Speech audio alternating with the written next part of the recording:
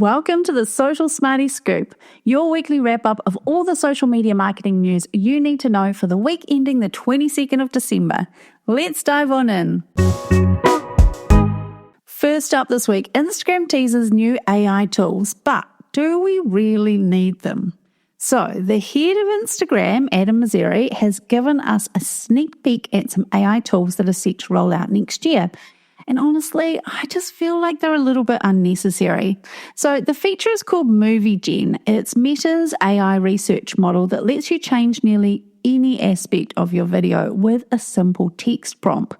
So Mosseri gave us lots of examples, and I suggest you go and watch the video. I'll pop a link in the show notes. But he talked about things like changing your outfit, altering the context of where you're sitting, or even adding a thick gold chain around your neck. Now, at one point, he even turned himself into a Muppet-looking character. Now, of course, these features look fun, but do we really need them? Personally, I'd rather Instagram focuses on fixing some of those blooming glitches that drive us all crazy, like the issues with captions. I don't know about you, but every time I try and add captions, there always seems to be some sort of glitch. They don't load properly. I end up waiting, having to close down the app, reopen it. So I would much rather those glitches are fixed rather than have the ability to add a gold chain around my neck. I don't know about you, but that's just my 2 cents. Now, Instagram has been spotted testing an optimized mix of goals for boosted posts. So usually if we want to boost a post on Instagram, we pick one of a set of goals. So you might pick profile visits if you want to grow your following, or website visits if you want to increase your sales.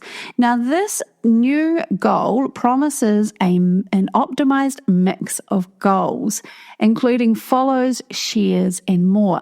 Now, I don't have this feature yet, so I haven't been able to dive in and really have a play around with it, but I suspect once we click through that first screen, we may have some more options in there, but keep an eye out for this one. If you do regularly boost posts on Instagram, keep an eye out for this and have a little test and see if it does improve the performance of your ad. Facebook is testing a new thought sticker for Facebook stories. Now, this apparently allows friends and followers to add their own thoughts to your stories. Now, I'm always down for more ways for people to engage with our content, but I just wonder how useful this one will be. At the moment, people are more than happy to tell me their thoughts about my stories. They'll flick me through a DM as a response to the story. This, I suspect, is a little bit more of a public sharing of thoughts, but it'll be fun to have a little play around with. LinkedIn is rewarding regular game players with their own playback, which is showcasing the year's highlights. So what the heck does that mean? Well, if you're a LinkedIn user, you might have noticed that games rolled out earlier this year. I personally play 2 of LinkedIn's games, Tango and Queens, almost every day. So for users like me, I suspect this will be a little bit like Spotify Wrapped. It'll give me some stats from my game playing this year, the sort of things that you can share and really sort of highlight to other game players. But I haven't received this yet. I'm told it will come via email, so I'll keep an eye out for that one.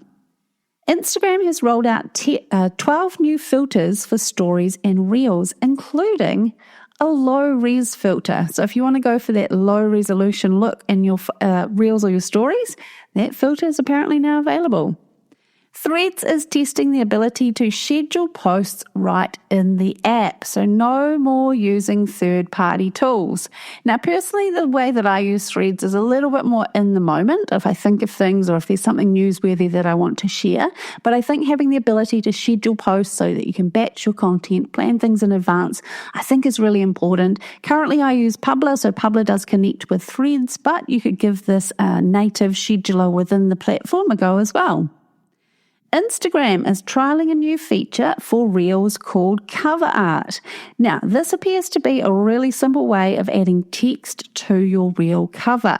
So if you are a TikTok user, if you've created content for TikTok, you'll know how easy it is to add some text to the cover of your TikTok video, and this appears to be exactly the same. So you can choose a frame from your video, you can add some text to it, and that will be the cover that people see either in your grid or your grid and your Reels tab, depending on where you're sharing the reel. Facebook is now making affiliate links more visible in Reels, videos, photos, and posts. Now, this is an interesting one, and I had to play around with it this morning. So basically, we can create, for example, a reel that talks about a product that we're an affiliate for, and we can add that link to the reel and make it really prominent. So it almost pops up like a wee ad at the bottom of the reel, making a big sort of panel where people can click through.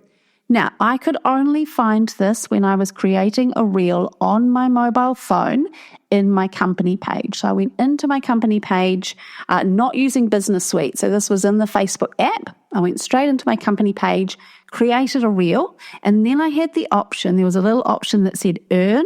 And when I clicked on that, it let me add product links in there.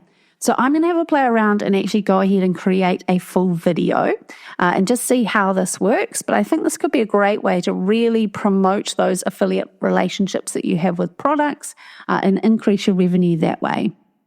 YouTube is experimenting with a new way to engage with fans by letting creators respond to comments using voice notes.